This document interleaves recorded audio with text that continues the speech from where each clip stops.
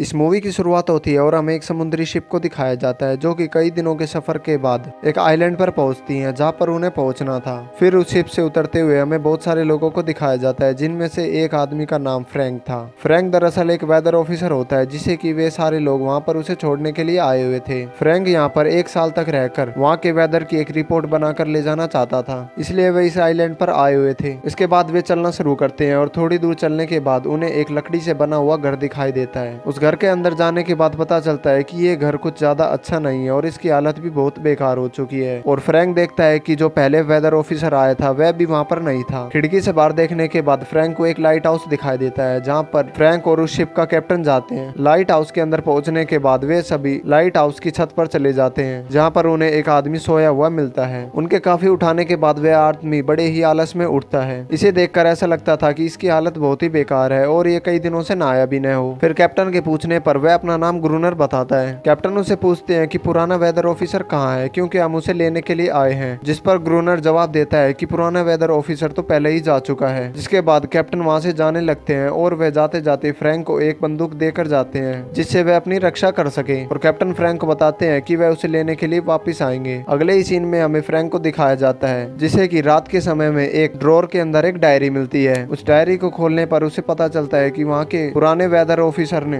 कुछ क्रिएचर्स की पिक्चर बनाई हुई है और उस डायरी में फ्रैंक को एक लेडी की तस्वीर भी मिलती है। जिसके बाद फ्रैंक रात को बड़ी आराम से सो जाता है और वह बड़ी अच्छी नींद लेता है। अगले दिन फ्रैंक वहाँ से उठकर एक समुद्र के किनारे जाने लगता है और वहाँ पर एक किनारे बैठकर वेदर की इंफॉर्मेशन एक डायरी में लिखता है। और अगली रात को जब फ्रैंक बैठा हुआ था तब उसे गेट से बाहर कुछ अजीब अजीब आवाजें सुनाई देती हैं। फ्रैंक यह सोचता है कि यह आवाज लाइट हाउस में रहने वाले ग्रूनर की है। जिसके बाद जब फ्रैंक वहाँ दरवाजे के पास जाता है तब उसे दरवाजे के नीचे एक हाथ दिखाई देता है जो कि दिखने में बड़ा ही अजीब लग रहा था। जिसके बाद फ्रैंक काफी डर जाता है और वह अपनी पूरी रात डर के बड़े ही मुश्किल से निकालता है। अगले दिन सुबह उठकर फ्रैंक देखता है कि वहाँ पर कुछ क्रिएचर्स के पैरों के निशान है जो कि समुद्र तक जा रहे थे। उसके बाद फ्रैंक ग्रूनर के पास जाता है और वह उससे मदद के लिए कहता है। वह बताता है कि कल रात किसी क्रिएचर ने उस पर हमला किया। फ्रैंक की बात सुनने के बाद ग्रूनर लाइट हाउस से बाहर आता है और वह फ्रैंक से कहता है कि तुम्हें शिप पर ही रहना चाहिए था। ग्रूनर की यह बात सुनने के बाद फ्रैंक अपने घर को लकड़ियों की मदद से मजबूत करने में लग जाता है और वह कीलों की मदद से कई लकड़ियों को खिड़कियों पर और दरवाजों पर लगा देता है जिससे वे क्रिएचर्स अंदर ना आ पाए। इसी बीच फ्रैंक को एक राइफल मिलती है जिससे उसका हौसला और भी बढ़ जाता है। रात को जब फ्रैंक खिड़की से बाहर देखता है तब वह देखता है कि वहाँ पर क्रिएचर्स उसकी तरफ आना शुरू हो चुके हैं जिस पर वह काफी डर जाता है। और जब वे क्रिएचर्स फ्रैंक पर हमला करते हैं तब फ्रैंक काफी सारी गोलियां चलाता है जिसकी वजह से उसकी सारी गोलियां खत्म हो जाती हैं और वह उन क्रिएचर से बचने के लिए घर के बाहर पड़ी हुई लकड़ियों पर आग लगा देता है। सभी क्रिएचर डरकर वापिस समुद्र में चले जाते हैं पर फ्रैंक देखता है कि उस आग की वजह से उसका घर भी जलने लगा है जिसकी वजह से फ्रैंक को भी घर के बाहर आना पड़ता है। और वह घर से बाहर आने के बाद एक चट्टान के पीछे वहीं पर पूरी रात बड़ी ही मुश्किल से निकालता है। सुबह जब फ्रैंक उठता है तब वह देखता है कि उसका घर आग की वजह से पूरा जल चुका है।